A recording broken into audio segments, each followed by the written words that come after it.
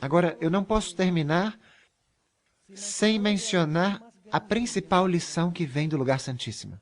E permita-me dizer-lhes, o mundo cristão, inclusive muitos dos teólogos e ministros na Igreja Adventista, têm um problema neste ponto teológico.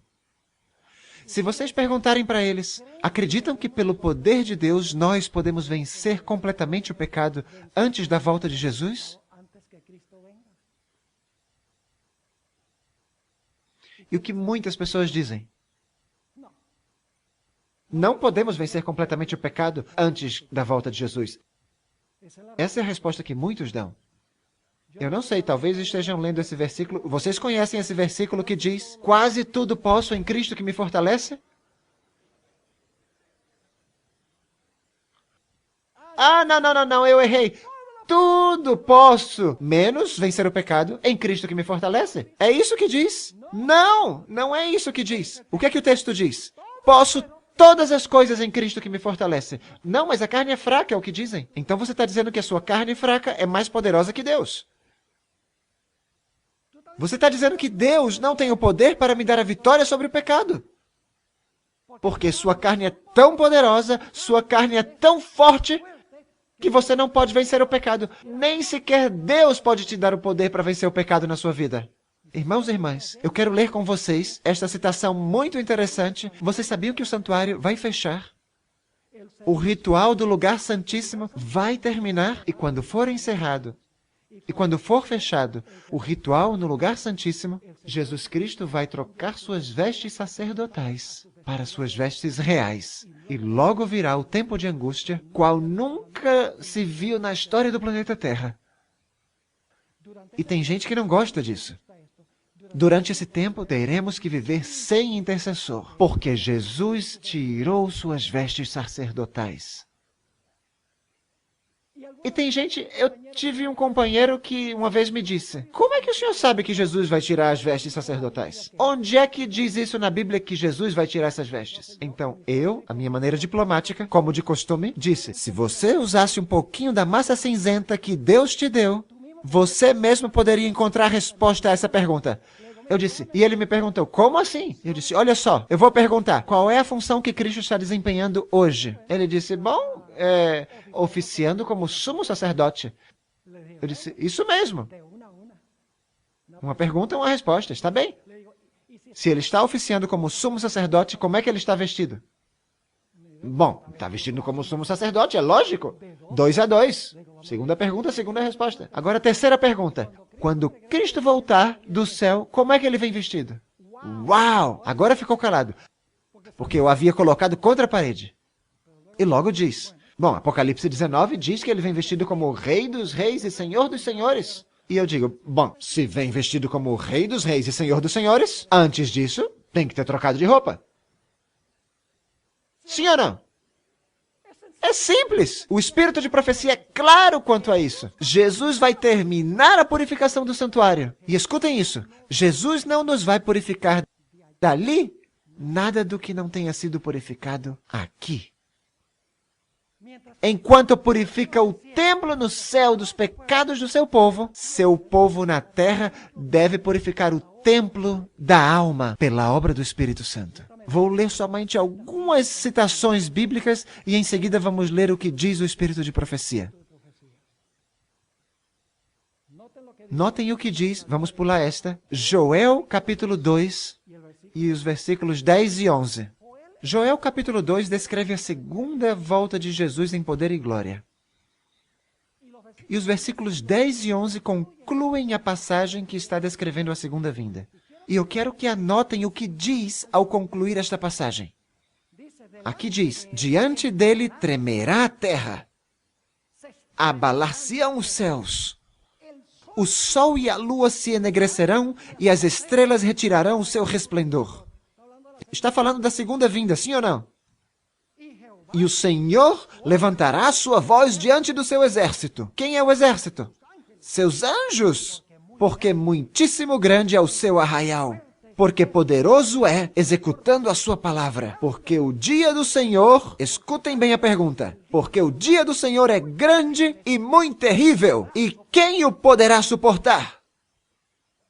quando o Senhor Jesus Cristo venha em poder e glória, e treme a terra e o sol se escurece, e a lua não dá o seu resplendor, as estrelas deixam de brilhar, e Deus esteja ordenando ao seu exército com sua voz potente, a pergunta se faz: o dia grande do Senhor é chegado.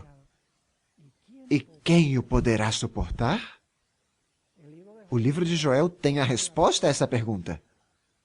Notem o que continua dizendo Joel capítulo 2, versículos 12 e 13, e logo do versículo 15 ao 17. Escutem a preparação necessária para estar firmes quando vem esse dia. Diz: ainda assim, agora mesmo, diz o Senhor, convertei-vos a mim de todo o vosso coração. E isso com jejuns, e com choro, e com pranto. Isso está descrevendo o dia da expiação. O que era feito no dia da expiação? Fazia-se jejum. O que fazia o povo? Afligia sua alma. O que era tocado antes do dia da expiação? As trombetas. Agora escutem o que continua dizendo. Agora mesmo, diz o Senhor, convertei-vos a mim de todo o vosso coração, isso com jejuns e com choro e com pranto, e rasgai o vosso coração, e não as vossas vestes, e convertei-vos ao Senhor vosso Deus, porque Ele é misericordioso e compassivo e tardio em irar-se, e grande em benignidade, e se arrepende do mal. Agora notem o versículo 15. Diz: tocai o quê? Esta é a festa das trombetas que anuncia o dia da expiação. Diz: tocai a trombeta em Sião. Santificai o quê? Santificai um jejum? Convocai uma assembleia solene? Congregai o povo. E em seguida diz o quê? Congregai o povo. Santificai a congregação, ajuntai os anciãos, congregai as crianças e os que mamam. Ou seja, todo mundo tem que estar congregado ao redor do santuário no dia da expiação. E continua: saia o noivo da sua recâmara e a noiva do seu aposento. Ou seja, não dá tempo para a lua de mel. E em seguida diz: entre o alpendre e o altar, saltem e gritem e toquem tambores e façam outras coisas. Não! O que os ministros devem fazer? Disse: entre o alpendre e o altar, chorem os sacerdotes, ministros do Senhor, e digam: poupa teu povo, ó Senhor, e não entregues a tua herança ao opróbrio, para que os gentios o dominem. Porque diriam entre os povos: onde está o seu Deus? No tempo de angústia, é isso que vão dizer as nações. Onde está o Deus de vocês agora? Então eu pergunto para vocês, quem poderá estar firme, meus irmãos e irmãs, quando chegue aquele grande dia? Nos versículos seguintes, fala-se da preparação necessária: congregar-se, afligir a alma, jejuar, afligir o coração, converter-se, arrepender-se. É isso que devemos estar fazendo agora. Meus irmãos, agora não é o tempo de estar celebrando. Na festa dos tabernáculos nós vamos a celebrar. Agora é o tempo de examinar nossa vida. É o tempo de examinar o templo da alma.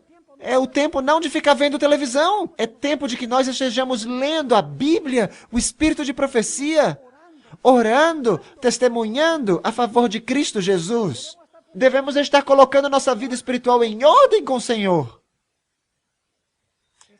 Essa mesma pergunta que vemos em Joel, também vemos no livro de Apocalipse. Se vocês lerem os versículos que aparecem antes deste na tela, fala do sol, da lua, e vai ter um grande terremoto. Essa mesma pergunta que vemos em Joel, e a passagem termina perguntando: porque é vindo o grande dia da sua ira, e quem poderá subsistir? E no capítulo seguinte, fala dos 144 mil. No capítulo 14 de Apocalipse, o caráter dos 144 mil é ampliado. Diz que não se contaminaram com mulheres, ou seja, não tiveram relações ilícitas com igrejas apóstatas. Diz que são virgens. Em outras palavras, seguem ao Cordeiro por onde o Cordeiro vai. São sem mácula diante do trono de Deus.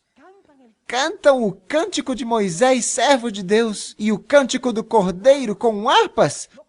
Não com bateria, Porque no céu se usam harpas, se usam instrumentos não de percussão, mas se usam instrumentos de cordas. É o que se usa no céu, meus irmãos e irmãs. Ou seja, os que poderão estar firmes são os 144 mil. São os que vão estar vivos quando o Senhor Jesus Cristo voltar. E dirão, esse é o nosso Deus a quem esperávamos. E Ele nos salvará. Meus irmãos e irmãs, agora eu vou ler uma citação solene do Espírito de Profecia. Vem do Grande Conflito, página 623. Escutem, solene essa citação. Agora, enquanto o nosso grande sumo sacerdote está a fazer expiação por nós, devemos procurar tornar-nos perfeitos em Cristo. Não, agora escutem bem. Vai falar primeiro de Jesus. Nem mesmo por um pensamento poderia nosso Salvador ser levado a ceder ao poder da tentação. Escutaram isso? Nosso Salvador não pôde ser levado a ceder à tentação, nem mesmo por um pensamento. E agora fala de nós. Satanás encontra nos corações humanos algum ponto em que pode obter apoio. Algum desejo pecaminoso é acariciado, por meio do qual suas tentações asseguram sua força. Mas Cristo declarou de si mesmo, aproxima-se o príncipe deste mundo e nada tem em mim. Satanás nada pôde achar no Filho de Deus que o habilitasse a alcançar a vitória. Tinha guardado os mandamentos de seu pai e não... Agora escutem. E não havia nele pecado que Satanás pudesse usar para sua vantagem. E agora escutem bem. Esta é a condição em que devem encontrar-se os que subsistirão no tempo de angústia. Nem sequer em pensamento. E vocês dizem, pastor, isso é impossível. Não, o que é impossível ao homem é possível a Deus. Porque se vocês dizem, meus irmãos, se nós dedicamos nossa vida ao que devemos dedicar nossa vida, nós vamos ser como Enoque.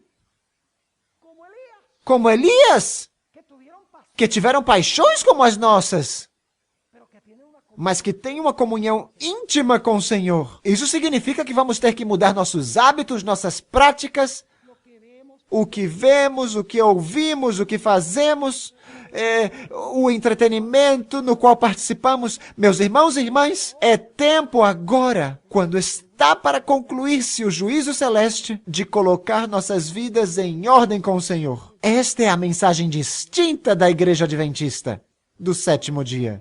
A maioria dos cristãos dizem, não, nós somos pecadores, afinal de contas, vamos continuar pecando até que Jesus volte, e quando Ele volte... Então, por que não acerta tudo para todo mundo? Meus irmãos e irmãs, para subsistir no tempo de angústia, vamos precisar de uma fé inquebrável.